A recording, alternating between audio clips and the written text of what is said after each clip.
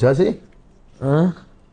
വീണ്ടും വീണ്ടും മാപ്പിയാൻ പോവാ. ദൈവത്തിന്റെ ഓരോ വികൃതികളെ ശാസ്ത്രത്തിന്റെ ഒരു വളം.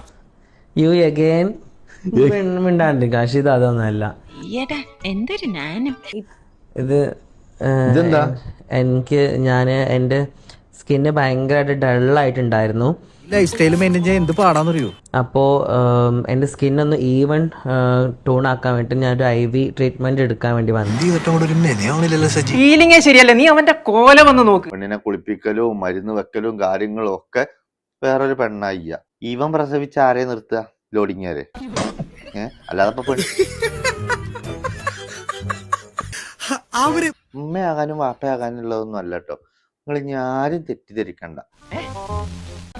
നമ്മളിപ്പോ ഓൻ്റെ ആ കടത്തം കണ്ടപ്പോ ഉമ്മയെ അല്ലെങ്കിൽ വാപ്പയെ അല്ലെങ്കിൽ വല്യപ്പയെ ഒക്കെ പാടെ ഒരുമിച്ചാവുമെന്ന് വിചാരിച്ച് നിൽക്കില്ലായിരുന്നു. കുത്തി പറയുന്ന പോലെ എനിക്ക് ഫീൽ ചെയ്യുന്നുണ്ട് കേട്ടോ.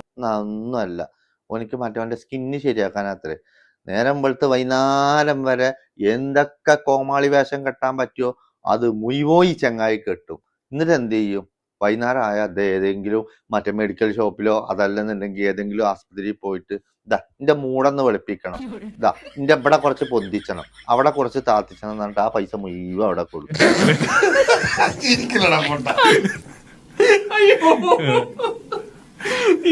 എന്നിട്ട് ഓൻ പറയും ഞാൻ ജന്മന എങ്ങനെയാണെന്ന്. എന്ത് ജന്മന അങ്ങനെ? ഇതിപ്പോ ഞാൻ 4 ഇഞ്ചക്ഷൻ ഹോർമോൺ പെണ്ണുങ്ങളെ ഹോർമോൺ കുത്തിവെച്ചാൽ ഞാനും ഇത് അതേമാതിരി ഒളഞ്ചിങ്ങനെ നടക്കും.